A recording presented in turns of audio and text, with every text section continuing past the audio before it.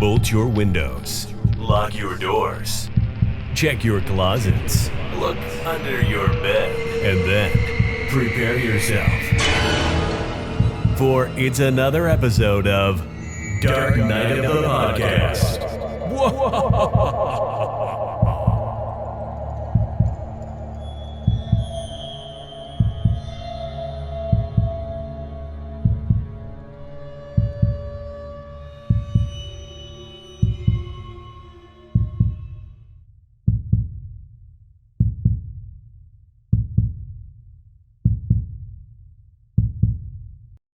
Come on and put your money where your mouth is. That's what you get for waking up in Vegas.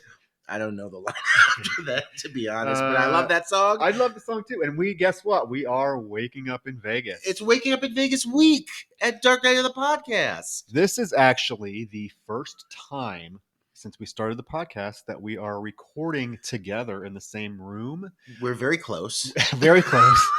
So we have a view right now of the stratosphere. Grand view. Oh, the mountains in the distance. Yes, it's beautiful. But yes, this is our first time recording together, so it might be a little awkward. There might be some blips, some noises, but honestly, what better time and what better place than Vegas for us to have our first, and certainly not our last, No. duo recording session. This is quite exciting.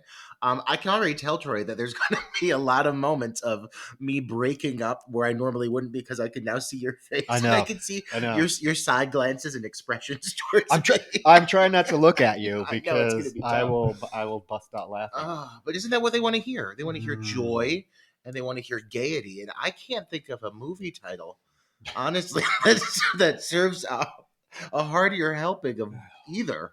We're reviewing an unexpected title, but it goes perfectly with what we're doing right now, where we are.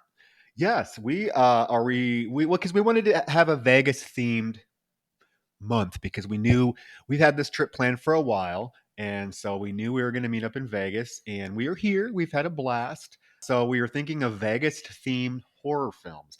I chose Hostel 3, which we'll be covering next week. Mm-hmm. Roger had the grand idea to choose Leprechaun 3, which I have never seen any of the Leprechaun films. We're not even, Troy has not even seen the Jennifer Aniston helmed initial Leprechaun, nor Leprechaun 2. He's stepping out strong. I broke my Leprechaun virginity with Leprechaun 3 and Carolyn Williams. But you know what? I feel like watching the film, like, you really didn't have to see any of the other ones to dive right in, because the movie there's no plot really. I mean, it's just mischief. It's just a leprechaun trying to get his shilling back the whole movie in Vegas. And like, honestly, you hear a lot of shit about this title. I know you've heard it before even seeing That's why I avoided the Leprechaun series. I mentioned it last week. I'm not a fan of these types of films where the killer is like a wisecracking, like, doll or troll, or, that's kind of why I lost interest in the Child's Play series after about the third one, and then definitely like A Nightmare on Elm Street after the third one, because they started to turn the villains into like these wisecracking comedians. And I'm not a fan of that. But I have to say, this little leprechaun won me over. He's got so much charisma. He has so much charisma, so much personality. He has a great pair of shoes. Those heels. I mean, he's sidestepping in those heels. And we're going to get to it. We're going to get to the whole shebang, because, as you have all figured out, this week's title is Leprechaun 3. Leprechaun 3, live from Las Vegas. After a night of several martinis. Yeah, and I fell asleep at 10:20 p.m. I don't even remember falling asleep, but apparently I did. And now we're up and at 'em. Yeah, folks, so here we go, Leprechaun 3. But we do want to mention the Patreon again. Of course. Oh, it's, we have to get our Patreon shit up for April. It's already April, 18? Oh, Lord. So we'll be doing that. So check out the Patreon. We have some great stuff. Mm-hmm. We did notice one of you lovely folks gave us another 5-star rating, because now we're up to 29 ratings on Apple Podcasts, Roger. And 28 of them are 5-star. There's that fucking 1 3-star review. If we If find we you, find out who we are you gonna are, fucking kill you. we will come from Vegas to your home Yeah. and we will break your legs, but lovingly. We'll just urge you to change the result. But that, you know what, that 3-star rating came a long time Long ago time when we ago. first started the podcast. And we know it was rough. The audio Yeah. sucked. We hadn't got our groove. So hopefully you 3-star person, if you're still out there listening, After we threatened you, consider going and changing it. But we need somebody to be our 30th 5-star Yeah. rating. So whoever does it, we'll give you a special shout out. So screenshot that you gave us a 5-star rating and you're our 30th one, and we'll give you a special little shout out. Dirty 30. Dirty Oh, yeah, 30. absolutely. And I mean, there's a lot of special little things coming up here in the near future. We've got this Vegas trip pretty soon. We've got the Houston Horror Film Festival. It's getting closer and closer. I can't be any more excited. I think I may burst. Yeah, we do. That's July. And so, yeah, lots of cool stuff coming up. Yeah, reason to stay tuned. Yeah. Yeah, and right now the reason to stay tuned is Leprechaun fucking 3. And I can't think of a better reason to be tuning into Dark Night of the podcast. How about you, Troy? Oh, I guarantee people are waiting with bated breath for this episode, I would imagine. Yeah. So let's dive right in. Yeah, absolutely. I mean, if you've seen one Leprechaun, you've pretty much seen them all. And that's very true with what you said, Troy. This movie you can watch as a standalone film and not really feel like you missed anything. Mm-hmm. There's only so far you can go with this character, but what he does it well. And a lot of that I say, attributes to Warwick Davis, Willow himself, playing this leprechaun. He certainly gives him a lot of fucking charisma. He gives him a lot of personality. He's always cracking jokes, telling limericks, rhymes, mythical rhymes, and so forth. And he does it quite well. I enjoy watching him. I didn't mind him at all. I thought that I would be annoyed. I thought that I was just going to be rolling my eyes through the whole movie at the stupidity. But actually, I had a gay old time with Leprechaun 3. I don't know so much that I would go seek out the other ones. Maybe the first one, but I know like after 3, didn't they get it ridiculous? Like where he goes to space and shit. I mean, did he? I like to think that perhaps he actually initiated the serial killer in space phenomenon, because I'm feeling like that may have come before Jason. Jason X was what? 90. Yeah, Leprechaun in space. I don't know. I haven't seen that one in a hot minute. But I believe it's 1996. Okay, because this is 95. So, yeah, so if they took him to space, I'm just saying, if they took him to space before Jason, he has a title he's a pioneer. He's a pioneer. He is groundbreaking in a way, and for that he should be recognized. He also went to the hood at one point. He did go to the hood. I mean, he covers a lot of ground. The Leprechaun. He's all inclusive. Yeah. And even this movie, he's pretty all inclusive because there's some rather flamboyantly gay characters portrayed over the, this wide cast, and it's never really like insulting or anything, but it's definitely hinted at. No, it's not insulting. There are a few jokes, ethnic geared jokes that, looking back now, I mean, it was 95. We weren't as aware of those types of things, but there are, the film starts out. Okay, so let's get right into it. The film starts out, I'm a huge fan of Vegas. I love Vegas, one of my favorite cities in the world.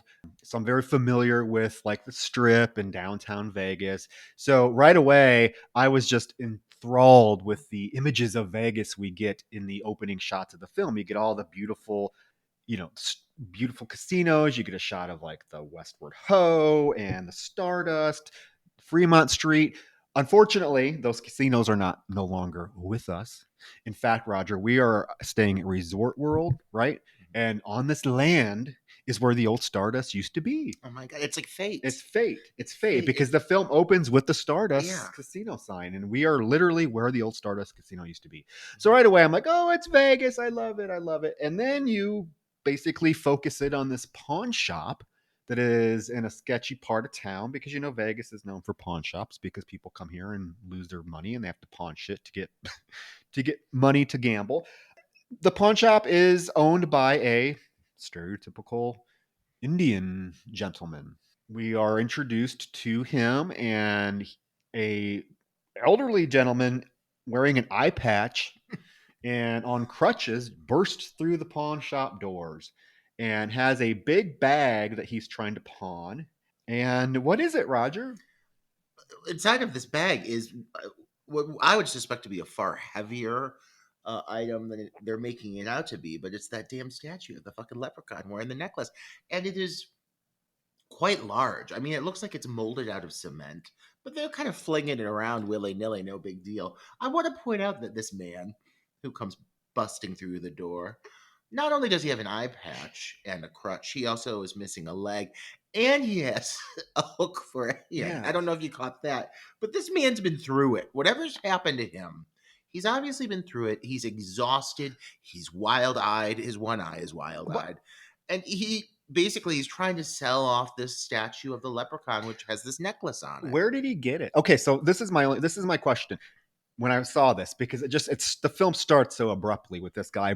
Is this like, did part 2 end with this gentleman finding the statue? I feel like we're seeing someone who's just along the or he just passage of found it.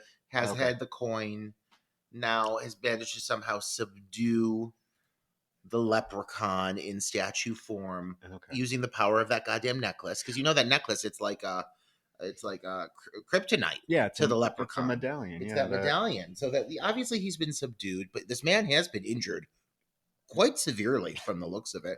So he accepts a meager payout of $20. Which I'm sorry, but the necklace alone, I think, would get you $20 here on the strip. It's a pretty grand necklace. Well, I mean, remember, he initially offers him $10. Oh, And the guy's like, no way. And he's like, okay, here's 20. And the guy takes it and takes off. But he takes, when he gets the leprechaun out of the bag, this pot of gold appears. Well, first of all, the leprechaun is wearing the medallion. And before the guy that on the crutch comes, or before he leaves, he tells the pawn shop owner, do not touch that medallion. Do not take it off. What is the first thing the pawn shop owner does when the guy leaves? Takes the medallion off. Yeah. And it causes the pot of gold to appear. The pawn shop owner starts taking the gold out, and all of a sudden the leprechaun comes to life and immediately bites this gentleman's ear off. It's quick. It's quick. We're like maybe 5 minutes in. It's nice. And the ball's rolling. And we get our joke when the leprechaun bites this pawn shop's ear off and starts chewing it. What does he say? He says, "Ooh, I like me Indian food. So spicy. It's so I can't. I'm gonna slaughter an Irish accent, but there's a lot of Irish accents. Oh my god, and they're all very bad. Let's be clear. I mean, not Warwick Davis is obviously doing it up to an extreme. Yeah. For this role. Aside from him, though, there is another specific take on an Irish accent that comes into play.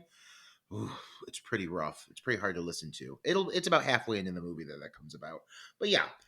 So right away we've got an ear removal. We've got a toe removal. Well, yeah, because the leprechaun starts beating this guy with this little club and biting his toes off. He bites his toe off.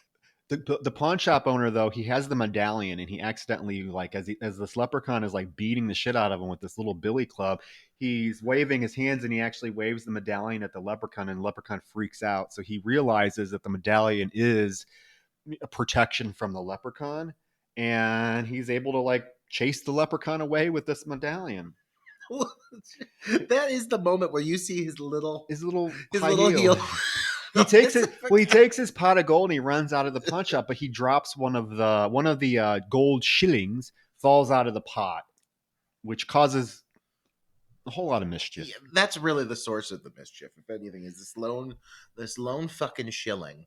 I want me shilling. Yeah, and he is talking about it the whole goddamn movie because it's really the only plot point in this film, other than being set in Vegas, is this leprechaun's sole mission is to get this one shilling back. He has 99 other ones, but he wants this one shilling back. So now after this pawn shop opening scene, we immediately cut to our female protagonist, I guess, Tammy, played by a lovely Lee Montgomery, who never did another thing after this movie. This is her only credit.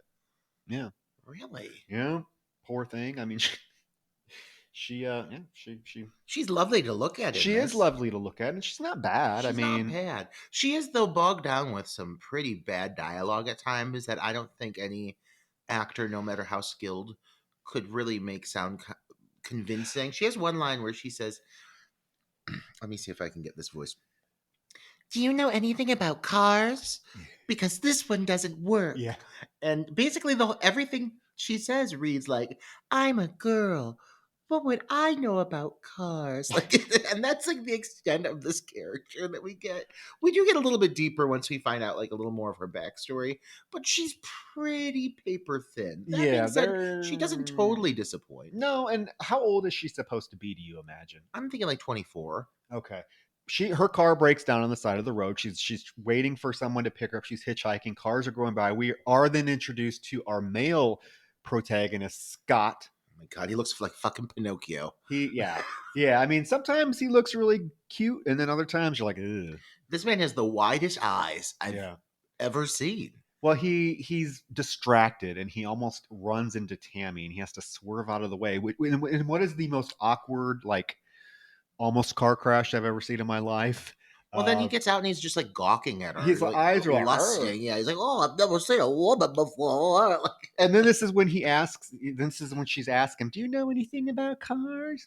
And so he goes to her car, and she has a Beetle, right? Yeah. So he opens the hood, and he's like, "Oh, you're missing an engine," because Beetle's the engine is in the back. And she like snickers. She's like, "Oh, you." Yeah. So he goes to the back, opens it up, and he starts talking to her about her. What does he say? Have you ever blown a rod? And she's like, "Excuse me?" And he's like, "No, your rod, your pistons." And he's like, "Wait, you don't care about any of this, do you?" And she's like, "No." Oh, like that would have been the point. I would have been like, "Okay, bitch, find your own way to work. Bye. I'm trying to help you." But no, I don't know anything about cars. All I know is I want to go home. Well, she's going to work. Yeah. So he gives her a ride to work. And she works at some little shady ass casino called the Golden Shamrock, right? Of course it's called. Or is it the Lucky Shamrock? It is the Lucky Shamrock. It's the Lucky Shamrock. The Golden. Okay, so this is the first point in the movie where my knowledge of Vegas and where all the casinos are, this is the point where the movie started to kind of annoy me because their geography is not right.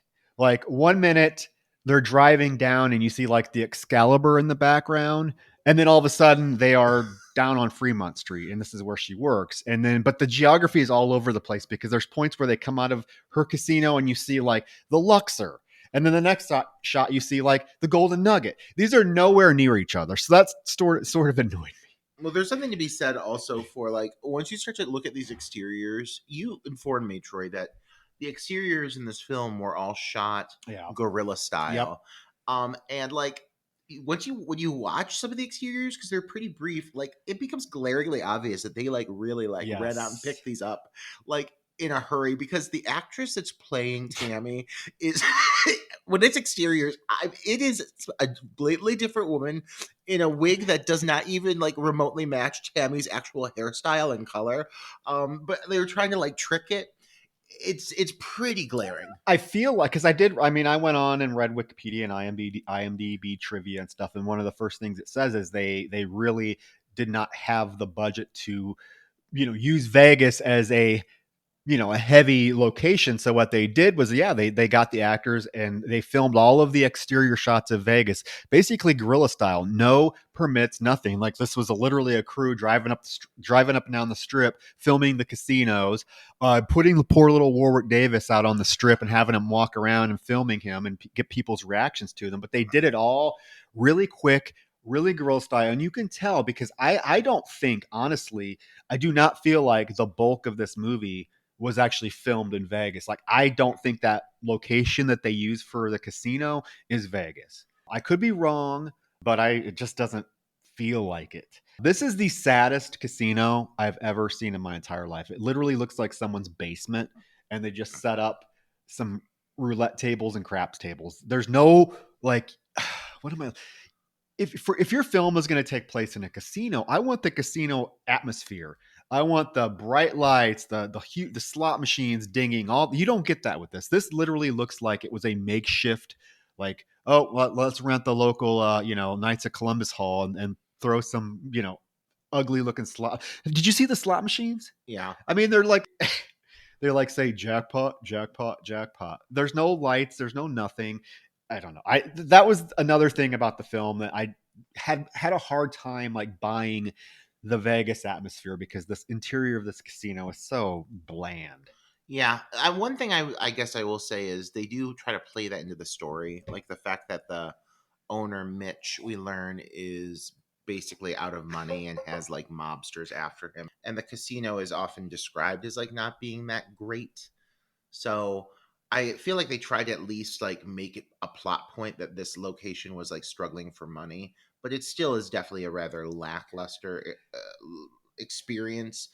I don't know if I'd say it necessarily felt like it feels like maybe like a living room, like, but it's a rather large space, but it's just bland. I feel like they probably were able to get a really cheap casino in a smaller city, and they were trying to pass it off for a Vegas casino. And Vegas casinos, even their cheapest casinos, still have a grandiosity. There's just to them. there's no color, there's no Yeah. lights, there's no decoration. It's just literally a look. I'm sorry, it looks like someone's Knights of Columbus Hall, and they just put a bunch of craps tables in Yeah. and said, "Oh, this is our casino." I mean, you don't even see a bar, you don't see anything. Yeah.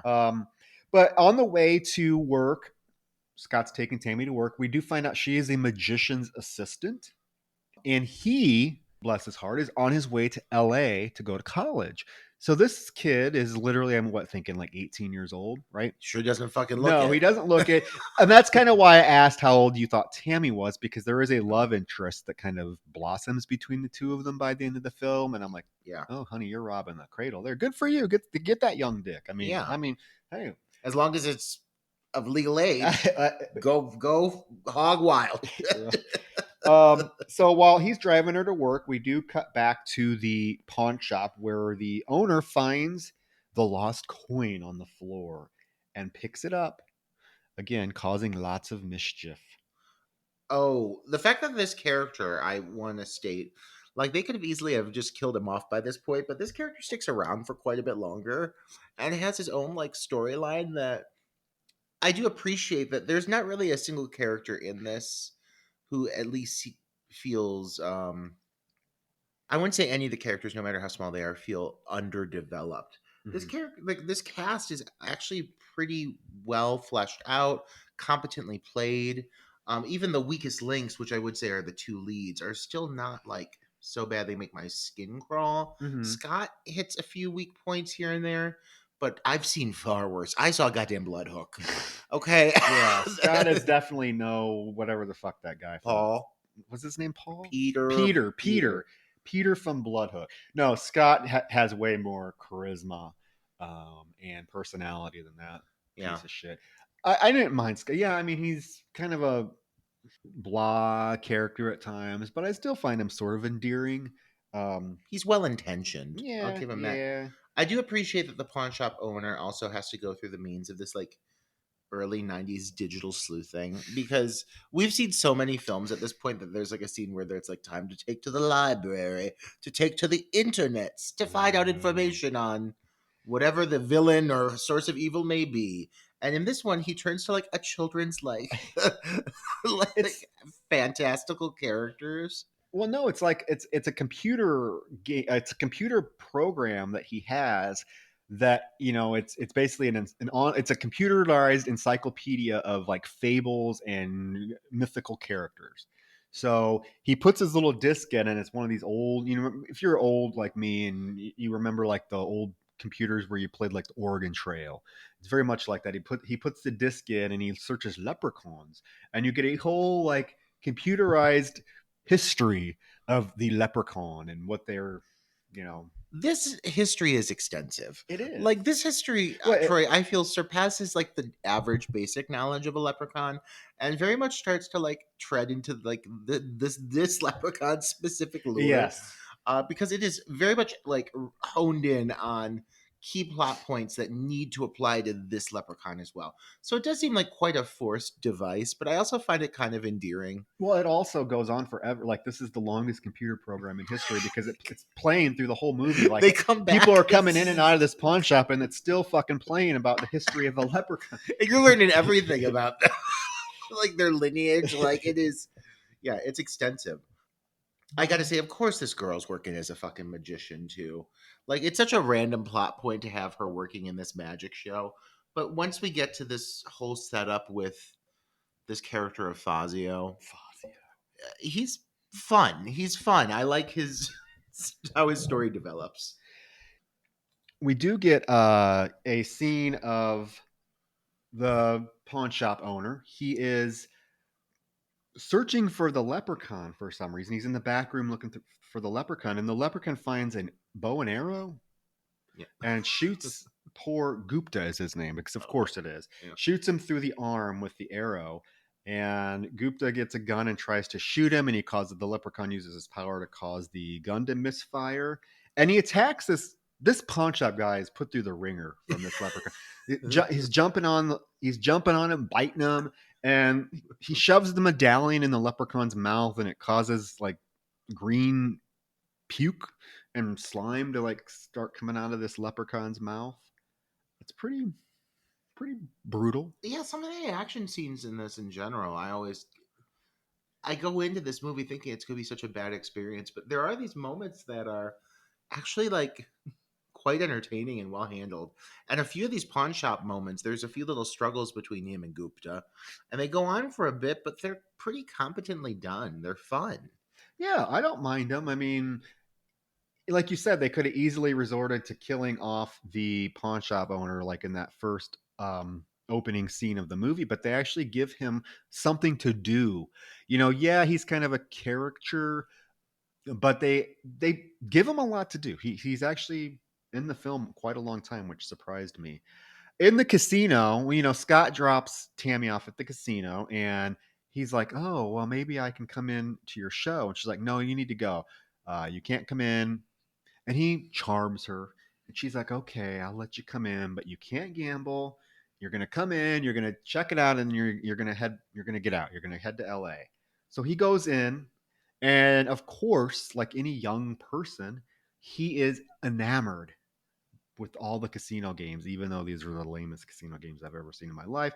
He's enamored. He even watches that priest playing craps with these, beautiful women by his side. It's clear, like right off the bat, that Scott has a gambling addiction. Like he walks in and his pupils dilate, and he like is taken aback. And yeah, he walks up to Father Bob, who is has women hanging off of him, oogling and googling, and it's just quite an introduction to this venue. But yeah, immediately Scott is drawn to the idea of gambling so much that he reveals that he has a check in his pocket his parents gave him for rent, and it's for like $23,000. $23,000. And he is asking around where he can cash this check, and he runs into Mitch. And Mitch is the owner. And Mitch is like, "Are you even old enough to be in here, son?" And he sees the amount of the check that Scott has. He's like, "Oh, yeah, you're definitely old enough to be in here. Go up to the cage and they'll cash it for you." So Scott takes his tuition money and his rent money and cashes it out at the casino to gamble. It's a problematic It's decision. problematic because he's 18 years old. I mean, hello, you're not supposed to gamble. Which brings me to, we had this conversation. I'm going to bring it up. Why do people bring kids to Vegas? Oh my god, it seems like a poor choice. No judgment to any of you who've done that right after I say it's a poor choice. But I just feel like kids. Well, we had this conversation yesterday because we were, walking down the strip and walking through a casino. And while we're walking through the casino, little kids running in front of us, Yeah. like just running through the casino. And I'm like, why would you bring a kid to Vegas? There's literally nothing for them to do here. This is the one place we can go and not have them. Yeah, well, they're here. They're here. They're infecting. They're spreading like a virus. They're everywhere. I just don't get it. And, I mean, Scott's 18. He's not a kid, but it just makes me, question like why, if you want to go on vacation and you have children, go to Disney World. I mean, Vegas, it's not the most kid-friendly place, especially with, all the porn shit that's around. Yeah. I mean, not again. People are free to raise their children the way they do desire. Um, Yeah. But I definitely don't feel that I either if I was a child, I would not want to be here. It's too much. It's too warm. And if I'm an adult, I want to be free to make bad choices. Yeah. Bad choices such as stealing a leprechaun's lucky shilling. Yeah, and you know what? If you're risking your kid being eaten by a leprechaun by bringing him to Yeah. Vegas. No, I'm just kidding. And, you know, if you've brought your kid to Vegas, great. It's just an odd choice, I think. But hey, if you we got sidetracked. We Sorry. do. But yeah, so Scott cashes this $23,000 check. In the meantime, Great Fazio is setting up his show, and we are introduced to Loretta, played by Caroline Williams. Carolyn Williams from Texas Chainsaw Massacre 2. Let's take a minute to just talk about Caroline Williams, can we? Yeah, absolutely. Caroline Williams, you know, I've always thought that Caroline Williams is a rather competent actress. She is. On her own freestanding, she's a rather competent actress. And this is a character that is written to be a bit of a stereotype. And she still manages to make this character one of the most, I would say, three-dimensional individuals in this film, which I think is pretty hard to do considering the material. But she does a really great job with this role. She's so fun. They keep calling her fat. I know. I was gonna say she is by far my favorite character in the film. Like I could watch her all day playing this character because she brings so much charm and charisma to the character, and just little decisions that she makes as an actress are very interesting and just give the character just that much more depth. Yeah. But yeah, the right away, like when this Great Fabio is setting up his show, you know, she's like, "Oh, where's your little sidekick? That floozy?" And he's like, "Oh, you mean Tammy?" She's like, "Yeah, why do you keep her around anyways?" And he's like, "Oh, because she looks good in the costume." And she makes this comment, you know, she's like, "Well, I'd look pretty good in it too." And he's like, "No, you're a fat cow." I mean, everyone's calling, and I'm like, a fat cow. I'm like, she's a normal sized woman. Well, Like, they've got her in like fake But it's- hanging tits and like ass. You An can tell her act- ass is padded. yeah, I'm like, But like it's not enough to really merit like the harassment this woman takes. And I he's gotta like, say, "You're old and you're fat. Shut up." and she just takes it like, but she's also confident, which I like. Like she still like sticks up for herself.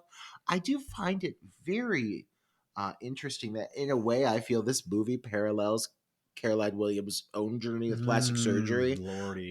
Because I mean I love her, but like she's transparent and honest about it. She's had some work done, and this character is very, very concerned about her overall physicality, her desire to be beautiful, and the outcome is just rather Yeah, I mean, bless her heart, I love her, but Yeah. yeah, yeah, I mean, it's definitely, if you Google recent pictures of her, and yeah, I mean, hey, if it makes her happy, but If it makes she her looks happy. she looks much different than she Yeah. did. I mean, it's very apparent. I love her. I love, she's great in Texas Chainsaw Massacre 2. I mean, that's what she's known for. However, I do find that character gets a little grating with all the screaming throughout the second portion of the film. It's kind of the same issue that I have with the first film. It turns into, and I get it, you're being stalked by a cannibalistic family with chainsaws. I love Marilyn Burns, I love Carolyn Williams, but their performances kind of get on my nerves. It becomes grating. However, in this film, like I said, I find her very, very appealing. I love this character. I love her performance, particularly when she starts dealing the roulette, Oh yeah. which Scott is spending his $23,000 at her roulette table. Bless his heart, he cannot catch a break. And she is gleefully taking his money, and gleefully, although in a very subtle way, she's encouraging him to keep playing. Well, she's actually operating the She roulette is. table. You actually see there's a button that she presses that has like I think like a magnet piece or something that causes the ball to go to a certain area. And so she basically scams him out of all of his money. But yeah, she's still, as you know, that's as is their job. She's still pushing him to keep gambling, and he becomes distraught. Makes sense. He just gambled away I mean, all of his tuition. he lost everything. He literally has 4 $100 chips left. He has $400, and he is freaking out. And she is like, "Well, you have $400 left. You can still win big. What are you gonna bet?" And he's like, "What am I gonna bet? I don't have any money." And she makes the comment about his watch. He's like, "But my grandpa gave me that watch." And she's like, "Hey, you could probably get some good money for it. There's a pawn shop across the street." So he considers it. In the meantime, inside the pawn shop, Gupta and the Leprechaun are having a gay old time drinking some whiskey. They're Right? like they're hanging out, catching up, Yeah. shooting the shit like old friends do. Until Gupta makes the mistake of offering the Leprechaun the medallion for half of his gold. And the Leprechaun's like, "Oh, you want me gold, eh?" And he's like, "Yeah." And so the Leprechaun agrees, but he tricks poor Gupta by hooking the medallion with a fishing pole and grabbing it away from him before Gupta gets his gold. So It was like a blood hook, like hat tip, in my opinion. yeah. It keeps coming back to haunt us. And the Leprechaun apparently is done with Gupta because he kills him. Yeah, in a rather lackluster fashion after all that Gupta's been through.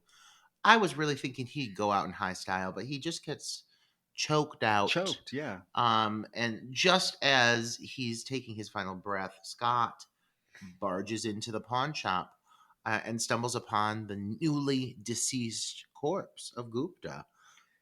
And he calls the cops. He's like, "Hey, there's a dead body in here." But he sees the gold shilling on the floor. He picks it up. Conveniently, at the same moment, this computer program is still playing. And it's the same moment where the computer program is telling the audience, whoever's watching it, "Oh, if you find a leprechaun's gold shilling, you have one wish." Oh, and like the illustration, like the person who like finds the shilling gets like soda pop and candy. Like, but I actually kind of like this little moment. It's well constructed. Yes, this fucking digital program is going on for far too long, but it's fun. It's a fun plot development. They use it well. This leads into the magic show, which is awful, which we all suspected it would be. And there's like five people in the audience, and they're barely clapping. They look very unenthused.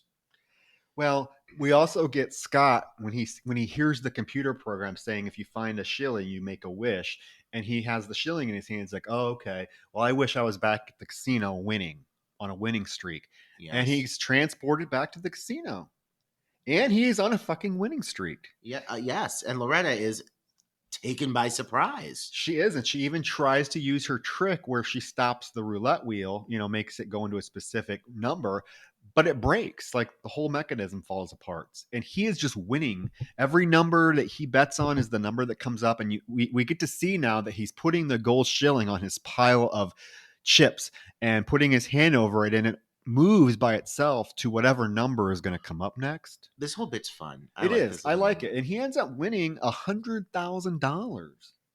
Yeah, and everyone is shocked and surprised. And I don't know if you noticed this, but there's this blonde woman who, like, first of all, let's be clear, the leprechaun has entered the casino. Oh, he's walking around Vegas. He sees an Elvis impersonator. They're hanging out. They're doing the Elvis spin with Yeah. the arm. Like, he's really like making buddies here in Vegas, and he walks into the casino, and nobody like really. Everybody thinks it's a costume. Well, even that though, they're like, "Wow, very small person." Like they all acknowledge he's very petite, but like they kind of just roll with it. But he walks up to the casino entrance, and there's this blonde woman, and like she sees him, and she's like, "Oh my god!" Like you even hear her like react, and she's like in the next three scenes, just in the background, like prominently featured alongside the leprechaun. I couldn't take my eyes off her. People are not very concerned that this leprechaun is just walking around town. If anything, they're kind of like enamored with him. Like they like him. They let him gamble. They let him do whatever he wants.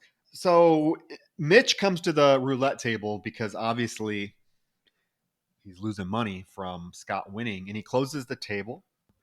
And as Scott is taking his winnings to the cage, Mitch actually approaches him and gives him a free room, comped room. Tells him to come back down in about an hour.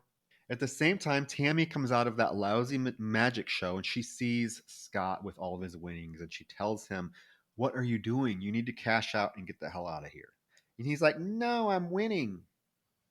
He goes up to his room and she's like, go up to your room, stay there. I will come up and we will talk about what's going on. He does say to her, he's like, I want to give some to you. And she's like, okay. I mean, we can talk about it. But right now, like, you need to go up to your room and just, like, stay there because people are going to fucking try to take that money. Like, she ain't stupid. The girl knows the people she works with Yeah. and the caliber of individuals in this casino. One thing that we didn't really touch on, but Mitch has had a few scenes now where he's been talking to these two mobsters who to whom he owes money, and this is like an ongoing side story, like subplot that is actually fine. Like it's competently played. These two guys have definite gay undertones. Oh, yeah. There's one who's like the muscle, and the other one is like the mouth. Yeah. And they're both pretty good. They're funny. Their little scenes are funny. They have a scene earlier with Mitch that was pretty well handled and pretty dry in its humorous delivery, but they're good. I enjoy those subplots. They're just very minor. The main thing we're really following at this point is everything going on with Scott now procuring this larger sum of money. And the whole reason that Mitch really doesn't want him leaving the casino is because he already owes so much money. He's pretty fucked. I mean, he's Yeah. gonna be if he loses that much money through this kid, he's fucked. So he's trying to keep him in one place so he can win that money back. Well, in the meantime, you have Fabio coming out of his show, and Loretta brings him over to her and tells him that Scott, keep an eye on him. He's going up because he's getting on the elevator. And she's like, he just won $100,000, and he has this coin that I want. So they're scheming to basically rob Scott of the coin and the $100,000 because Fabio's like, what room number is he? And that's exactly what happens. He goes up to his room. In the meantime, before that happens, the leprechaun is playing craps. Yes. Yeah, just at the craps table, shooting craps. Arthur and his sidekick. Arthur is one of the mobsters, okay? And his sidekick are there. They approach the leprechaun and tell him he has to beat it, get lost. And the leprechaun's like, no, I'm winning.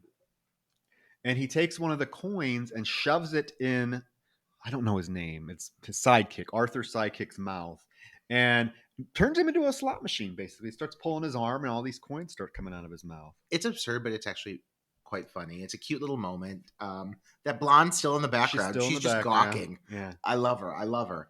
But yeah, I like this little scene. Obviously, it's very much, as with most of the sequences in this film, very much geared more towards the humor than it is towards anything scare related, but it's fun. I do want to acknowledge there is a moment, like a little bit earlier, where the leprechaun enters the casino. I don't know how we managed to float by this tidbit. He comes into the casino. He runs into Fazio, who like makes this rabbit appear out of this box. And he gives it to that blonde broad, a fake rabbit, and then he's like, "Let me do a trick for you, leprechaun." And the leprechaun's like, "Oh, I me laddie," or whatever. And so he puts his hand out.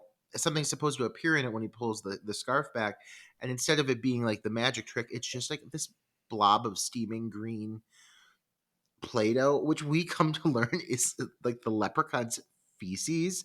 Like basically the leprechaun is shat in this man's head, and he's like, it's green and made at 9 a.m. every day. It comes out of my sphincter, and that's where it lay, or whatever the fuck he says. I don't know, but he basically like straight up tells him, he's like, I just shat in your hand, man, and the guy just like runs off. Yeah, he has a big old pile of green shit in his hand. Okay, so now we cut to Scott getting ready for a shower. I like in this moment that like we're now very much made to believe that Scott is addicted to gambling, and he shows this to us by going through all the money he's won, and he's like, "Oh, money, yes, good, money, good."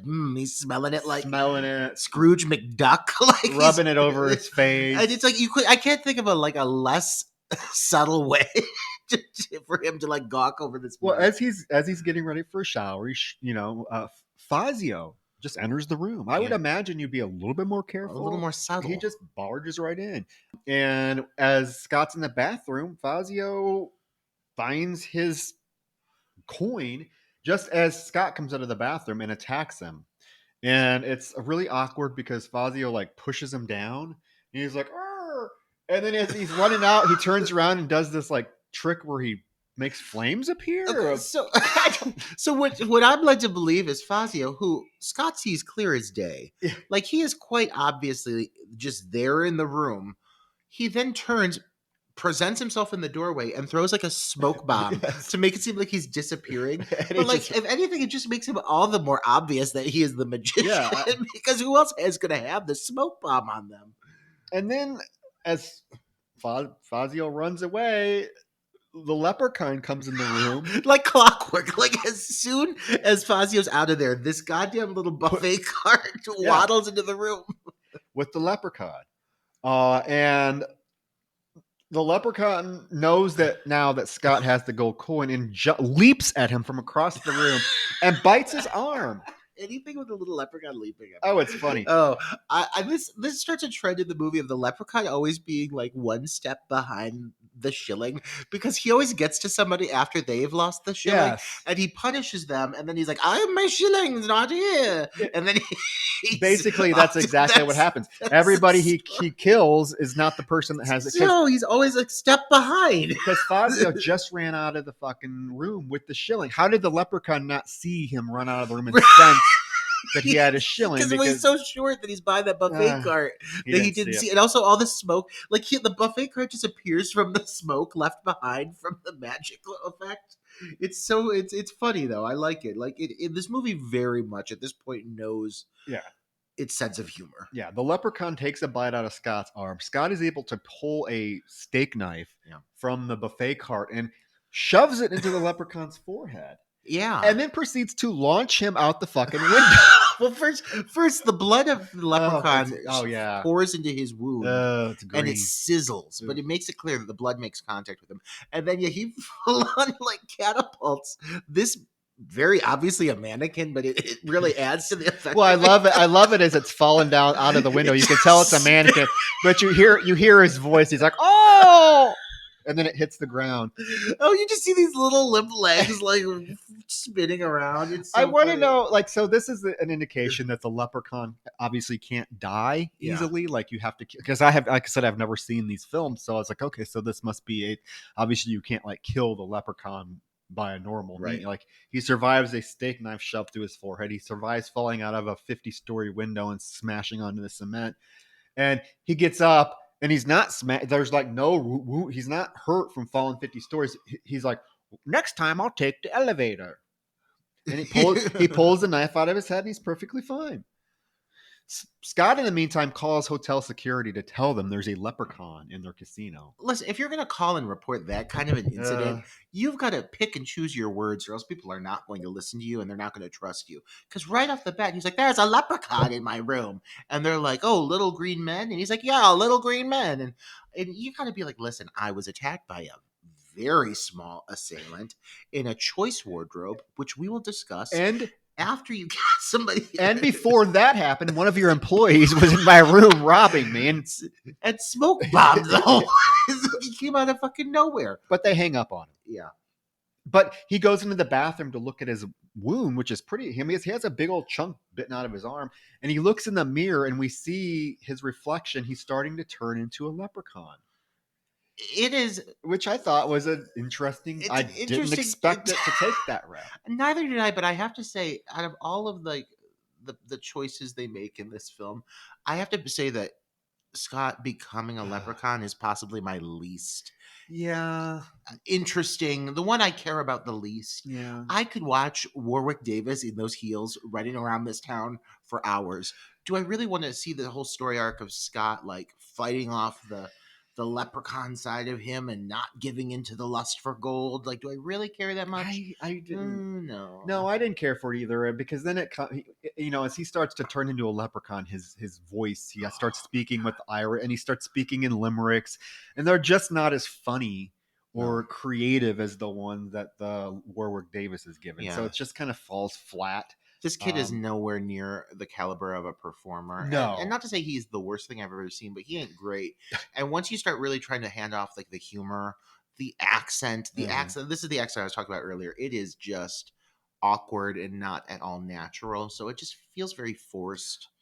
I agree. It was probably my least favorite development in this film. I could have done without that, but I guess they have to make it. They have to give some sort of oomph to the film and feel like they're giving you a twist. But I could have done without it. Back at the hotel, Fazio goes to tell Loretta that he got the gold coin, but there was no money. And she's like, "Well, give me that gold coin." He's like, "No, no, no, we're gonna split it." And she's like, "We are not splitting that." He's like, "Yes, we are." And she's like, "No, you don't understand. It has magic." He goes, Loretta, darling, if you want magic, bend over. I'll pull a rabbit out of your ass. In the meantime, do what I tell you. Yeah. And that line, I want to really quickly acknowledge, it's quite clear that Fazio is a homosexual through a lot of things that are said over the course of the movie and how dramatic he is.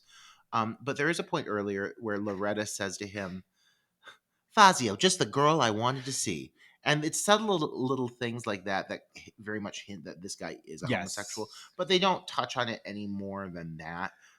But he's still quite a large character in the film. Yeah, she calls him girl several times. Yeah. Like, like, "Hey girl, you're just the one I've been looking for." Or she'll go into his dressing room and she'll be like, "Look at me, girl." And I thought it was an interesting twist because he's not like flamboyant or anything like that. So it's like it's kind of refreshing to see that character that is just subtly played as a homosexual. And there are some choices with like gay undertones that I wasn't really a fan of coming up here, but I like the way that Fazio is presented because it's not like nobody has an issue with it. So he wants to pawn the gold coin. She tries to show him that it's a magic coin by telling him to put it on any of the numbers on the roulette wheel. And when she spins it, that the number is going to come up, but it doesn't work because they didn't wish for it. Yeah. So he tells her to pawn the coin. And as they're having this discussion, who walks up but Mitch? Mitch grabs the coin. He's like, "I'll take that. That looks like gold." And she's like, "No, that is my personal property. Give it back." And he's like, "Oh, shut up, you fat ass." I'm like, this poor woman. She's not even that fat. And he's a bigger man. And how in God's name is this meatball calling Caroline Williams fat? She even says to him, "Oh, who you calling fat, you porker?" He says, "Last thing I can stand is a fat broad with a big mouth," which does sound like something I would say to somebody, but like in this context, unacceptable. But I love that she sticks up for herself. Yeah. She's like, "You're a fat pig." She's like, "You couldn't get a woman if you tried." He's like, "Is that so? I could have any woman I want." And she's like, "Yeah, right. Who do you want? You probably want that bimbo Tammy." He's like, "Yeah, I could have Tammy if I want." And she's like, "Yeah, you wish." And he has the coin in his hand. He's like, "Yeah, I wish." And all of a sudden, Tammy is walking through the casino and she starts feeling up on her goodies. She does. She's like, "Ooh, what was that?" She takes her jacket off. She's feeling, and then she proceeds to literally turn into a toddler. Her voice is like, "Oh, Mitchie." I mean, I will say this. This actress, she's pretty good. She's not the best performer I've ever seen. But she's getting the lines out. But I do like that at least this gave her a chance to do something totally different. Yeah. And then she's under the goddamn spell of an Irish shilling. Like, what more do you want, Troy? The girl's in Leprechaun 3, but she does become enamored with Mitch, and she plays it completely differently from how the character is normally portrayed. Which I think the whole goal was to show just how brainwashed she became when that wish went into when it was activated, went into fruition. So I appreciate the fact that she just did something totally different, and she is hanging all over this old guy. Oh yeah, jumping up and down for him, shimmying. She walks up to him and she's like, "Oh, Mitchie, you're the man, just the man I want. I want you so bad. Let's go up to my room." And they get on the elevator. Well, first she says, "Take me right here on the floor." like middle. This old guy just starts railing this girl in the middle of the casino floor with Caroline Williams just like, watch it out. She's just watching in disbelief as they go up the elevator. And while they're on the elevator, she starts feeling him up, slapping on him, wanting to get rough. Tammy takes him up to the hotel room, and she pretty quickly starts to display her love for physical abuse and dominance. Yeah. She starts beating the fuck out of him. It's an unexpected turn, but we'll go with it. she says to him, she's like, I want to make you feel it. Okay, Tammy. Well, he's all into it. Yeah. He even's like, here, let me do it, and he like slams his head against the elevator. Yeah. Yeah. He does say to her eventually, though, he's like, no more pain, please, no more pain. Meanwhile, those two, Arthur and his assistant, God, this is the yeah, they're having a moment together where they're waiting for Mitch because Mhm. Mitch owes them money. So they're standing there waiting, and they start talking very gay lingo to one another about their ball sacks riding up their underwear and their ass cracks and everything. Like, Well, like, they're just standing there in the casino, and the muscle Arthur, he's like, so yeah, they're just standing there at the casino, and the muscular one Arthur, he's like, oh, my boxers are riding up my ass crack, and the other one's like, oh, that's why I wear jockeys. He's like, I like some support, and Arthur's like, oh, you like support, and he's like, yeah, a little bit. And he's like, I can't wear jockeys; they make me feel like a sissy. I'm like, what the hell kind of conversation is this? Where is this coming from? yeah, it is very strange selection. These two guys are kind of portrayed as being dumbasses, though. So like, for them to be having this dialogue versus anybody else, I guess is like, okay, they're kind of like assholes. So like, this fits hand in hand with So I everything wonder else if the they've said. intention, I mean, obviously the intention was to show that they're closet homosexuals, right? Yeah, yeah. I mean, I guess that's especially with what the one guy says for his last line. Yeah, Yeah, it's weird. It is very weird because then Arthur's like, oh, and my socks are starting to fall down to my ankles, and the other one's like, that's why I wear those calf socks and with a garter.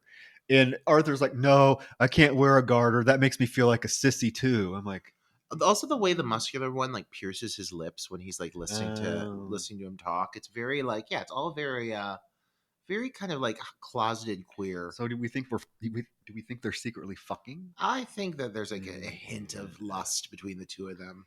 So Mitch and Tammy are in his room. They're getting ready to go at it. She even does a little striptease for Oh, her. Tammy striptease, she's twirling Oh, she and shimmying. yeah. She's got real talent, She- in Mitch's words.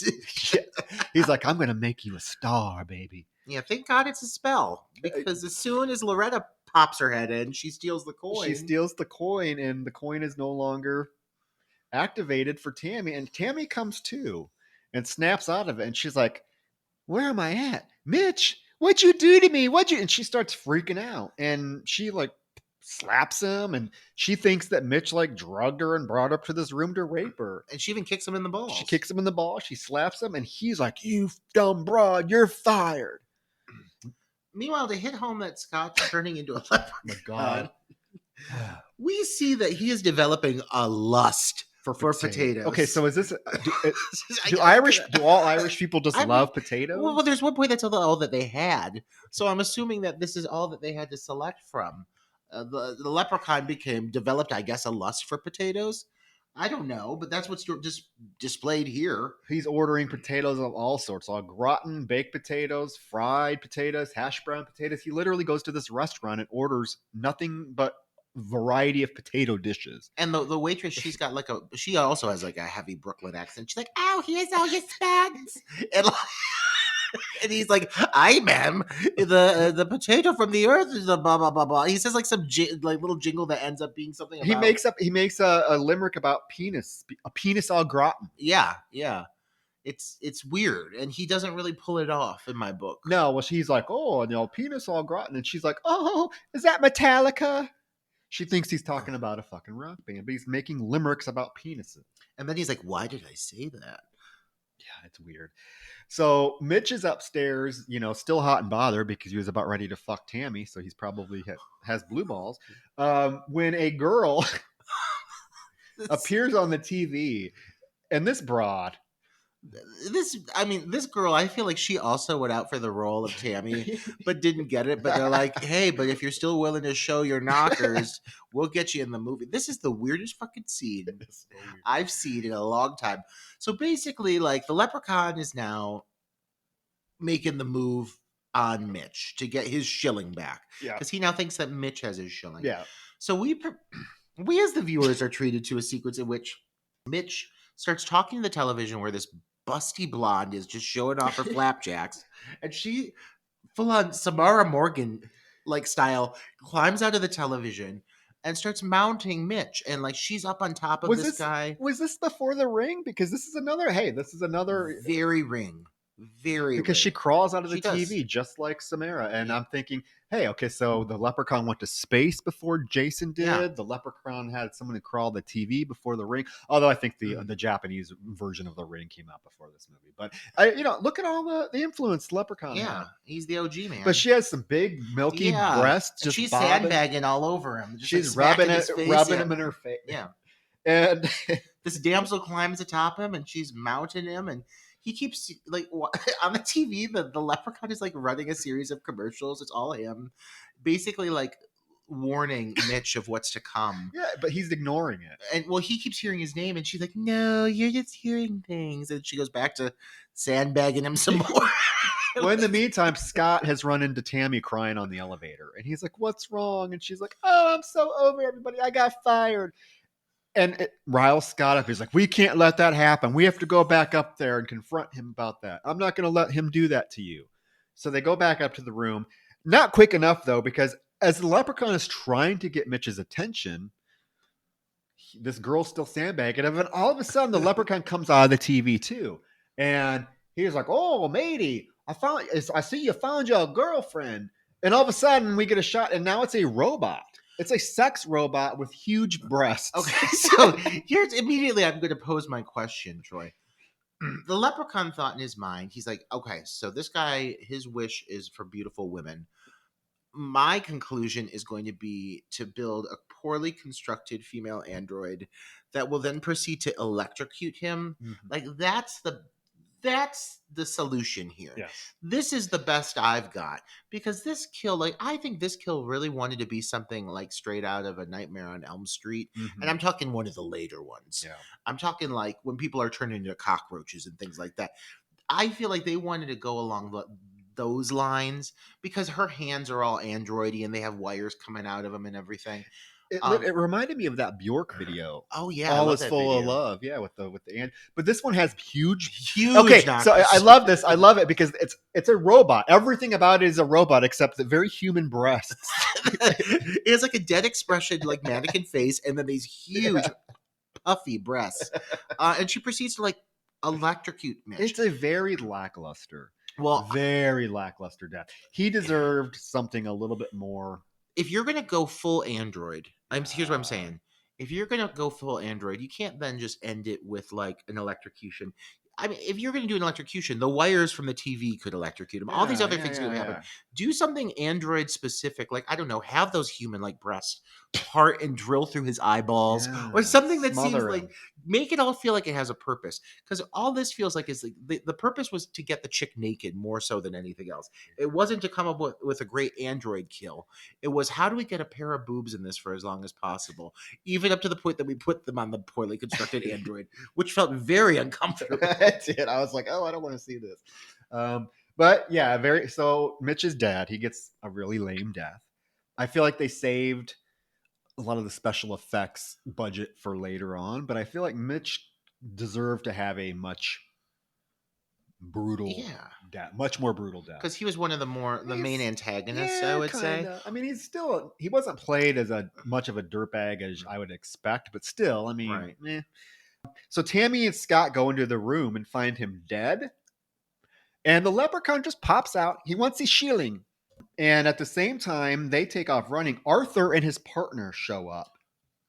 They battle the leprechaun. The leprechaun stabs Arthur's partner in the eyeball with a cane? Yeah, pulls the eyeball out. It's very, very bad effect. Very bad, yeah. And then just proceeds to like beat the shit out of him to death with his little club. And as Arthur is dying, he looks at the leprechaun and his last words are, "What was Judy Garland really like?" As a fan of Judy Garland, I love that she got a hat tip in Leprechaun 3. But that being said, why would he ask a leprechaun what Judy Garland? Because he looks like a munchkin. Oh, went over my head. You didn't even get it? I did not get it. He's basically saying like, "What are you? One of the munchkins from?" I did not. Nope. Okay, right. That went over my head. I was like, make it hit that much better now. Now, okay. If I was, I would laugh louder if I was. Okay, I get it now. Okay, so. That was funny. Although now that's our final indication that he's gay. Yeah. Gay. Because what straight man wants to know what Judy Garland was like? And even the way he says, he's like, "Tell me, what was Judy Garland really like? Like it's very much like his big finale. Oh yeah. I will say well, I don't think this movie necessarily really goes off the rails. It does start to fall apart a bit at this point, around the point where Mitch dies and everything, because that death, well, it's a fun build up and there's lots of boozles in it. It doesn't really hit for me. Well, And after that, it just kind of feels very scattered. I feel like a lot of times this movie does lose its footing, but I don't think it ever completely falls off the tightrope. no, I don't get. I know. I was not bored at all with this movie. I just wish. Yeah, the point where Scott starts turning into the Leprechaun is the point where kind of am like, I really wish they would have went with a different direction. And I want to go back to it. I would have been more visually engaged with Yeah. the film if the setting was more visually engaging. It's really hard to, uh, you know, take this film seriously as being Vegas when the primary location just looks so bland. Yeah. Like, why would you put I mean, at this point, this is the third film in this series. I'm assuming Leprechaun had been pretty established with 1 and 2. I haven't seen either one of them, as I mentioned, but I'm assuming, okay, they did well enough to have a third one. You're going to take your antagonist, who is this larger than life character, and put him in Vegas, but then make it look like a least amount of Vegas as you possibly can, with the exception of a few exterior shots of casinos. I wanted to see like the Leprechaun and like a grand casino wreaking havoc, and it looks like he's literally in someone's basement. Yeah, I agree on that. I feel like with a title like this, you do want to see more of the splendor. And I think it's pretty clear they didn't have the budget for that. But it doesn't seem like they didn't have any budget, because some of these No, some sequences of them are yeah. pretty grandiose. It just never lives up to, I think, the visual heights that you would anticipate from any movie with such a Yeah. concept, taking it to Las Vegas. Yeah, I agree on that. Outside, Scott and Tammy are outside, and he's transforming into a leprechaun right before her eyes. Like, he's getting his face is starting to like get the sharp features with the ears, and he has like his hair starting to grow out of his face. His sideburns are very fake, They- and they're now long and They're shaggy. now long. They decide to go back to the pawn shop where they think this all started, to find some answers. And they easily just walk right in. They walk- There's caution tape Okay, everywhere. It's a yeah, crime scene. It's a crime scene, but the cops are already gone. There's no cops there. They're gone. They picked up Goopa and left without even investigating or gathering any evidence, apparently. Loretta now has the shilling. Yeah. And bless her heart, I mean, she gets called fat throughout the whole movie and ugly. So her one wish is that she wants to be beautiful and sexy again. They play this unusually genuine. Yeah. And it's sad, because she actually her eyes kind of tear up. Yeah. And she says for once I want to be beautiful. I want people to notice me. And it's sad because the way she plays it. But she was never ugly. Like, my thing is, okay, she makes the wish to be beautiful again, and then we get this scene of her strutting out in her little sexy blue dress. She's lost they took out the fake butt, so now she's all slim and slender. Now she has short hair. I actually think she looks better throughout the rest of the movie than here. Oh yeah, I agree. The shortcut wasn't doing it. The shortcut does not do her any favors. I'm sorry, Carolyn Williams, but I thought you were gorgeous throughout the rest of the film. When you show up in your little blue dress, yeah, you got a knocking body, but that hairdo and just not doing it. It was a strange selection. I just think they cast somebody who wasn't frumpy enough. She's great with the character, but this character was supposed to be somebody that reads really heavy, really frumpy, and Caroline Williams is just too attractive and sexy to begin with. I agree. To really feel this journey. I feel like I totally agree with that, because her reveal of being like the sexy vixen now, to me, falls flat. Yeah. Because she's never ugly throughout the rest of the film, and I actually prefer her with the longer hair, and so I'm not saying the role was miscast, because like I said, I love her in this film. I love the charisma she brings to it. But yeah, I see. They needed to do more. In that sense, she was miscast, or they should have frumped her up way more throughout the rest of the film, so that her sexy reveal had more of an impact. Because when she walks in the casino, I'm like, oh, okay. She's in a new dress. Her legs look great. She's in a new dress and short hair. Yeah, and she's like shaking her tits all around, and she's in it. Like, I mean, Lorraine is, if anything, she's just more self-obsessed. Like now she's like gawking over herself to the point But- that Fazio grabs the coin and like runs off. Like he steals it, and she starts to fight him, but then she's like, "Never mind, there's a mirror here." She's so sexy, Roger. She transformed so much that you actually changed her name. You said Lorraine. Oh, I It's said Loretta. Loretta. I'm just kidding. Lorraine. Loretta. Loretta. It's all That's her new beautiful name is Lorraine. Because Sweet Lorraine. Loretta sounds like an old woman, so we're It gonna call her does. Lorraine. It Her does. the sexy Carolyn Williams in this film is Lorraine now. But yeah, she goes into Fazio's dressing room and she's like, "Oh, girl, get a look at me." And he looks at her and he's like, "Ooh," but he even doesn't seem that. He's like, "Okay." Well, he's gay. He's gay. He's like, he's "Okay, like, go girl. I guess you look good." She's like, feel this ass, rock hard. And she's like, "Look at these tits." He's like, "Okay." He grabs the shilling and runs away. Yeah. And she goes to chase him, but yeah, she's like, "Man, okay, whatever. There's a mirror in here. I can admire myself."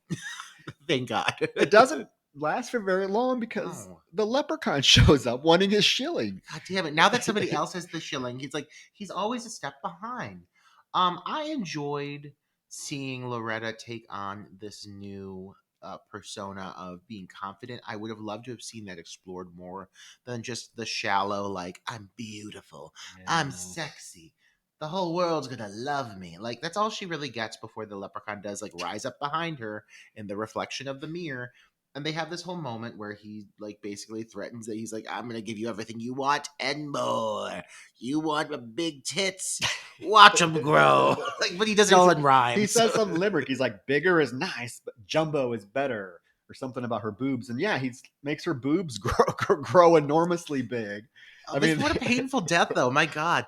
Then he makes her lips start puffing up. Huge lip. Her lips become like 20 times the size of normal lips. They look like, and then her butt starts growing. It's definitely the standout kill. It is the standout kill, and it's the most, probably the most painful. And I'm like, why are you giving it to this particular character who is the character I think all of the audience is probably going to feel like is the best character. She definitely gets the most brutal, elaborate death. But it's so fun to watch Carolyn Williams waddling around with this huge ass, these Huge big tits, knockers. knocking holes into the wall as she's running through her hotel room, to the point where she gets ballooned up so big that she fucking explodes. Well, first she gets stuck in a doorway, so she's unable to move, and then then she does blow up in an effect that's both effective and also like a little bit misses the mark, because like when she explodes, she looks like she's made out of like clay. Yeah, like it doesn't look human. It looks like paper mache. It does. However, it's still a really good effect, so I don't want to take away from it. But like, you see like blood hit his umbrella, Yeah, and he has like a very little comedic moment. But I will agree. Like, I either wish this character had a little more time to base and develop more before they would have given it such a big kill, or I wish that they would have opted to maybe give another character a little more of her traits, because I feel she's so fun to watch. Yeah. And then she has this last moment where she's very much just all about herself, and then she just dies. And I would have liked to have seen this character get some more screen time, just because she was so much more charismatic than anybody else in the film. Well, yeah, because now we're basically stuck with the rest of the film with Tammy and Scott as the ones to root for. And I mean, I don't mind either one of them, but neither one of them are the most engaging characters in this film. Like all of the secondary characters are much more developed, engaging, humorous. I mean, they try to give Scott, turn him into this leprechaun, which comes into play now because after poor Loretta, sweet Lorraine, yeah, after her death scene, we cut to the pawn shop, and Scott is literally going into full leprechaun mode now. He wants gold. Tammy's like, "No, we need to get out of here," and he's like, "No, I want me gold." And she's like, you got to make a decision. Are you going to do this again? Like, she basically tells him, she's like, cut it the fuck out. And he's like, okay, fine. I apologize. Like, well, she finds the medallion and like shows it to him, and he freaks out. And she's like, we need to get the hell out of here. And he's like, no, I smell me gold. And he literally smells the gold to the safe where the leprechaun has it hidden. Yeah. And he uses his magic powers to open it up, and he takes it, and he's thrilled with it. Yeah. And she wants to destroy it. And he's like, no, you're not touching my gold. If you touch me gold, I'm going to. He basically threatens her. Yeah, this is when does she slap him? Yeah, she slaps him and shows him the medallion. Yeah, she's not fucking around. I do like that Tammy grabs the bull by the horns sometimes, and she's like, listen, motherfucker, I don't give a fuck what magical spell you're falling under, what species of leprechaun you're becoming. Yeah. Like, we're getting this done. Tammy is a no-nonsense kind of girl. Well, he does. Yeah, he says to her, if you take my gold, you won't live to be old. That's his threat. Yeah, some of his rhymes are so They're fucking so stupid. horrible compared to Warwick Davis, who is just I spitting them out left and right. I wonder if they let him like ad lib. Oh, I'm sure they should have gotten his assistant for Scott's delivery because his limericks are not nearly as humorous as. So guess who shows up? Leprechaun. And starts attacking them. Scott, though, throws the shilling across the room, and the leprechaun goes to get it, and Tammy's able to grab the medallion, and they run off. And they take him to the hospital, where he is literally like, he looks disgusting. Like, his body is turning like grayish green. His facial features are all fucked up now. Hair is growing out of everywhere. And I love this poor broad. The doctor, the woman that plays the doctor, she is milking every fucking second of screen time she has. She runs up and she's like, oh, get him to isolation immediately. And then like the other doctor comes in, and because it keeps cutting back to him going through it, becoming a leprechaun, and it cuts to the other doctor, and he comes up to him. He's like, I have a very important question for you. It's going to very much this is going to very much determine the amount of help we can give you. Do you have insurance? There's a series of very intentional jokes lined up here. There is definitely a statement about the healthcare system being made. Yeah. That I did not expect this film to kind of go there, but I actually appreciated it. And it's actually really sad if you think about it, because this is 1995. This film is almost 30 years old. Yeah. And nothing has changed. Literally with our healthcare system, nothing has changed. Yeah. I think this film was kind of poking fun at the fact that the United States healthcare system is so fucked up that that's what they're going to care about is, do you have insurance? Because if you don't, sorry, there's not much we can do for you. And then there's a running joke with these doctors coming up as well, because they take Scott to isolation, and they start to cut off his shirt, and they see his whole body is transformed. The leprechaun, in the meantime, are these people? How does nobody notice this? The leprechaun has found a little leprechaun-sized doctor's outfit, like scrubs, but they're all pink. And atop his little Irish hat, he has a doctor's cap on his cap, as if nobody notices the pure size and stature of this entity. They also overlook the fact that he's wearing a little Irish bowl cap on his head, and so he just waddles in, no big deal. People part for him to let him through. He's just on his way. Yeah, they just let him go, and he goes down to the morgue for some reason, and the coroner's down there, and you hear Tammy's out in the waiting room waiting for Scott, and all of a sudden you hear the leprechaun get on the speaker, and he's like, Tammy, whatever her last name is. What was her last name? He's like, Tammy, report to the morgue, please. And she's like, oh no. And what does she do? She goes down there. As if you can't tell that this fucking person over the speaker has a very distinct Irish accent. How many Irish people are you going to find in Las Vegas working in these hospitals? Well, in the meantime, the doctors have run some MRIs and EKGs on Scott. And it's just standard basic Irish imagery, images of literally stamp marks of leprechauns jumping in midair. They're shamrocks. His MRIs come back with shamrocks, and the one comes back and it says "fuck you," but it's written in shamrocks. The letters are formed with shamrocks, and they are baffled. They are baffled. And the doctors then find in his clothes, they find his money, his $100,000, and they're like, "Ooh, we need to order more tests. Order all of them." Because he has the money to pay for them. So they start ordering all these other tests for him. And as they're ordering the tests, he does start to come to and seemingly goes full leprechaun for a moment because he gets free from the bed and starts just attacking all of the doctors and nurses. Now, I will say it doesn't seem like he actually kills He any of these doesn't kill people, them. No, he doesn't but kill he any does of them. sedate all of He them sa- through either drugging them or using that Well, gas. he kisses the broad, the female doctor, and she goes unconscious. I don't know. He did something. I don't. He doesn't kill any of them. Which honestly, Roger, I would have. Rather they die. Yes, I would if you're gonna turn him into a leprechaun, like the leprechaun is the main protagonist in this film or antagonist in this film, and you're turning a character into a leprechaun, let him kill some people. Yeah. But Oh, no, absolutely. he doesn't. He knocks the broad out by kissing her, and then he puts the gas, the funny gas, on the male doctor and knocks him out. And while the male doctor is like starting to doze off, he accidentally stabs his assistant in the butt with the needle that has the sedative in it. So everyone's knocked out. So he proceeds to go down to the morgue where Tammy has gone down there, and she finds the coroner dead. He has all these hospital implements stuck in his face. It's a nice little reveal for a film that's kind of gone off the tracks as a horror Mhm. film. Like, finally, we do have a reminder, like, yes, people in this will die. Yeah. The leprechaun immediately straps her to a gurney. And Scott, in the meantime, he's gotten loose.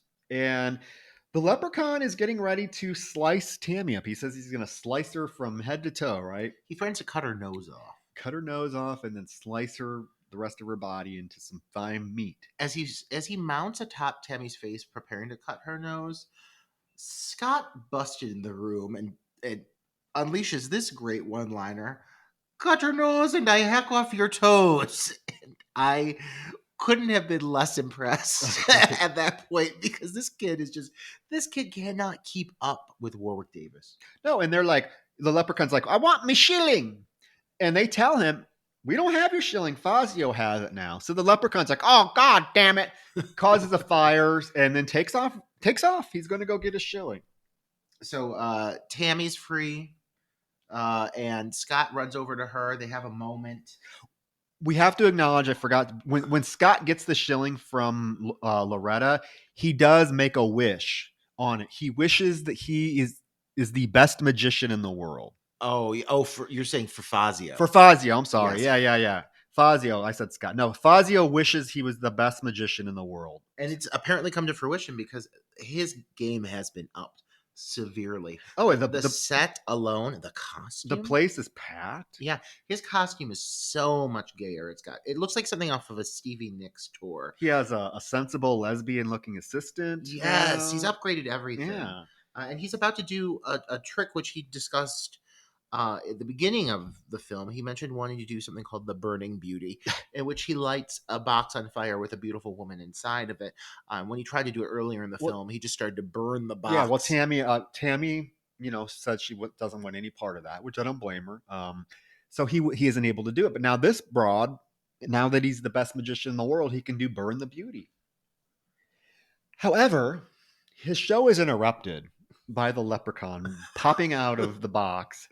This leprechaun has so much stage presence. People are like always enchanted by him whenever he comes about, and understandably so, because he's dressed in a cape and he starts like participating in the magic show alongside Fazio. He pops out of the box and pretty soon he's up on the stage with them. They make digs at each other for a bit before he transports Fazio into the sawing box, and then proceeds to get the crowd like to chant his death. Chant his death before taking a chainsaw and sawing Fazio in half in front of the audience as they realize real quick that it's not a joke, and you get like some of them looking on in disgust. But none of them actually run at first. No. They just sit there shocked as the leprechaun like saws through this man, killing him. The last thing he says is Caesar's Palace, because that's where he wanted to perform.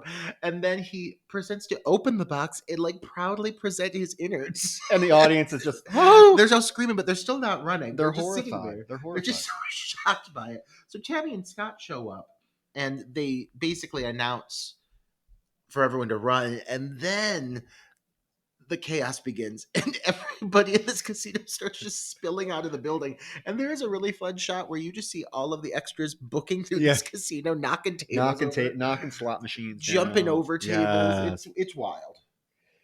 And now there is a showdown between Scott and the Leprechaun. The leprechaun starts literally launching people, like using his powers to like lift waiters in the air and just throwing them. Like it's pretty funny. And their final showdown basically consists of the Leprechaun trying to entice Scott to come fully to the bad side by promising him the pot of gold. Yes, He's like, if you kill Tammy and if you come to me, you can have me potty gold. it feels like such a very like cliche, typical final showdown, like ultimatum. And it doesn't even last that long. Like I would, if you're gonna do that, like actually make him consider it Yeah. a lot longer because it adds more suspense. But he literally is like, oh, and all Tammy's like is Scott, you don't want to do that. And he's like, oh, you're right. Well, and like again, Scott is not the strongest performer in this film, so when he's like standing there contemplating it, he's like dead faced looking towards the camera, and then he's like, "No, I'm not like you. I'm not like you. I'm better than you." And it's like, oh, it feels just like such like a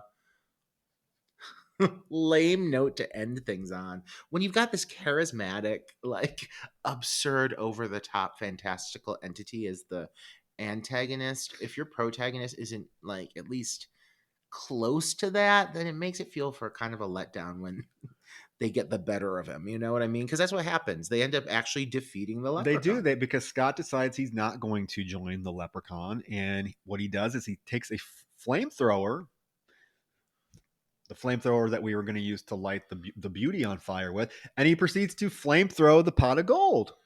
And instantly, in what is actually a rather cool effect, the leprechaun bursts into flames and launches up into the sky as though he's been caught up in like a heavy breeze. But it looks really cool. And he's burning up in the middle of like it's in front of like the Vegas skyline too, isn't it? Yeah, and then he just Yeah. collapses on the floor. In ash. In Like he is ash. blatantly defeated. He's blowing away in the wind. And there's a moment where Scott like rehumanizes and he and Tammy embrace. They embrace and they leave the casino, and on the way out, Tammy has found the shilling. And she asks Scott what they're going to do with it. They can make a wish, they can do whatever they want.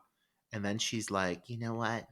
I think I've got everything I want right here. Jesus. And then he makes a line to her that seems so like anticlimactic. Yes. Where I mean, first of all, let's keep in mind they've only known each other for less than 24 hours at this point. But he says, what's the famous line? It's He's like, I think this is the beginning of a beautiful friendship. and yeah, and it's like, And it's obvious she's hungry for his 18-year-old cock, Yeah. and that's all he can come up with. and now he's so traumatized by things. I mean, by having become a leprechaun, going through all of these horrifying experiences alongside this woman, that he's now, I think, at a place where he is unable to reciprocate those feelings, and he's shell shocked, and so now he's being forced into this unhappy romance that I don't know if the next movie ever touches on it, but I bet you anything come the next movie, these two are not. Are they together. in the next movie? They're not. Oh, But if okay. they were, I Well, bet they you went they'd to be- LA. I'm sure they just went to LA and I mean, they got all that money he won. got $100,000. I mean, unless he left it at that hospital,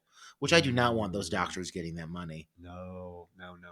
But one thing to point out is like this ends with them just like walking off happily, and then like some bad like digital Irish flute music, Yeah. which is the score of the entire film, by the way. Digital Irish flute. Anytime there's anything remotely comedic, you hear like, like but yeah, and that's the note we end on, and it very much seems as though the leprechaun hath been defeated. Apparently not, because there's other movies, right? Right, including Leprechaun in Space, Space. and Leprechaun in the Hood. And then there's Leprechaun Origins. Didn't that just come out not too long ago? Yeah, I think that was the first time. Somebody it's said, not I been remember Warwick Davis. I remember hearing how awful it is, though. I think they tried to go drier with it. And like, I Ugh. wonder, like, can you go drier with this character? There are some characters I think you could, like a Leatherface, for Yeah. example. Just keep going drier with it, less humor. This film, I think, kind of, in a way, needs that humor. Yeah, I mean, if you're gonna make a movie about a killer leprechaun, I mean, come on. Yeah.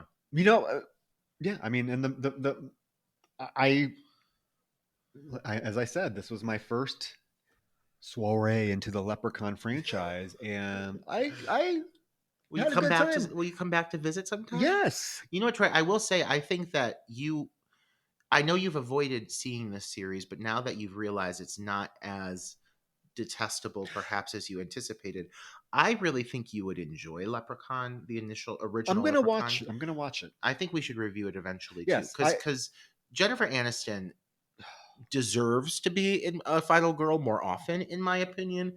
That hair, she's got a strong jaw. I mean, she looks like she's ready to fight at all times, and I think that she's just really good in the role. She makes for a fun Final Girl, and this had not fallen that far into the realm of like cracking this level of humor. Uh huh. Like there were still jokes. Like he was still a joker, telling riddles and so forth, but it's nowhere near as extreme as this. This is again very similar to kind of like what we saw from Freddy Yeah, yeah, with yeah. his final films. I think that the first movie is pretty fucking fun and enjoyable. So eventually we're gonna have to touch on that one because it's worth seeing. Yeah, I'm definitely gonna check it out. I will definitely watch it. I enjoyed this. I mean, it's just a fun like popcorn flick. You sit back, you just have a lot of fun with it. You know what you're getting into. I think Yeah. as the film starts, it's pretty obvious what you're getting into, so you just go with the flow. Yeah. Who would have thought that we'd walk off of this one Yeah, talking so I, I, fondly of I it? liked it. I thought it was a fun. I mean, is it a great movie? I don't know, but it's fun. I mean, Yeah. sometimes you just want to watch a movie for the entertainment value of Yeah. it, and I mean, you cannot deny that this film is entertaining as hell. So, I mean, that's all I need at some points. I agree. Yeah. You got Vegas, you got a killer leprechaun. What more do you need? Speaking of entertaining and speaking of Vegas, we're going to keep the theme going with our next title, by the way. Yes, we will be back in. We'll be back to recording remotely. I have one more day here in Vegas, so our next episode will be back to being in different states recording. But we have a fun title, Yes, we do. and we are kind of keeping the tradition of Vegas, and then also a third in a franchise. Mm-hmm. And we are going to cover, as we mentioned at the beginning of the episode, I said it was my pick, Hostel 3. Sounds like we just hit a jackpot, Troy. Yes, Oh. because we chose it. We chose it because, or I chose it because it takes place in Vegas. And it really tried to do something a little bit different, take the franchise somewhere else because the Hostel 1 and 2 take place in Europe, Slovakia, Wherever the Europe. fuck it is. Yeah, so Hostel 3 I thought was a kind of a neat little interesting way to bring the series to the US and set it in Vegas. And I haven't seen it in quite a long time. So I'm interested to check it out again. I don't remember. I don't remember if I liked it when I saw it. I can't remember anything about it. I just knew it took place in Vegas. Well, here's something to say. So I Hostel, the first initial film, Yeah. I like it. I like it. It's not one of my favorites, but I like it. Hostel 2, I love it. Yeah. I am a huge fan of Hostel 2 for a lot of reasons. Hostel 3, never seen it. We've never seen it. Okay. Yeah. I thought, Hostel 3 came out, it was direct to video. I remember. So it wasn't in theaters or anything like that. And it kind of, there hasn't been another Hostel film since. So I'm pretty sure it just kind of ended the franchise. But I know, it's a group of friends that go to Vegas for a weekend and they end up being kidnapped and Great. who knows? We still got several days here in Vegas. Maybe we if you don't will be the stars of Hostel 4. If you don't hear from us, come a looking. Come a looking. Come a looking in Vegas. In Vegas. So so we will be covering Hostel 3. I know it's a random because we never have covered the first one or the second one. We never covered Leprechaun 1 or 2, and we just jumped right into covering these part 3s. But we like keeping you on your toes here at Dark Knight. And then after Hostel 3, then we are back to a film that I think you guys are going to have a lot of fun with. And we have a special guest we're excited about. So, guys, hopefully you enjoyed this. It was kind of a fun experience recording this together. Yeah, we've never done it. Hopefully it will not be the last time. Oh, no. Oh, absolutely not. I think with Houston Horror Film Festival, we need to do a live episode. Oh, well, we're talking about doing a live panel episode. And if you're going to be at the Houston Horror Film Festival, We encourage you to participate in it. So let us know if you're going to be attending, because that will be ammo for us to do it, to do a live absolutely, episode. absolutely. Yeah. But guys, we hope you enjoyed this. We are off to find more booze. We're off to find more booze, and we're good off to find more dudes. Well, Troy Yeah. is. I'm taken, but Troy is. The velvet tongue is on the prowl. Tonight, let me tell you. Haven't had much luck, but guys, thank you for tuning in. We hope you enjoyed this. It was really fun to be able to record in Yes, person, it's time. and yay! Yay! Okay, guys, we're off to the strip. See you post Vegas. Post Vegas. And remember, we want that 30th 5-star rating. So if you do it, you better Bring the goods. snap a pic of it and send it to us, and we will definitely make sure you get a shout out. That would And be our jackpot. it's even better if you actually write a review. But we just want to get the rating. We're not being selfish No. at this point. We just want to hit that 30th. But if you do write a review, there's some goodies coming for you. Yeah. I don't know what yet, but we'll figure it out. Just like the Leprechaun. Me shilling. All right. We're going to lose some of our shillings now. No, I've already have. Okay. Bye.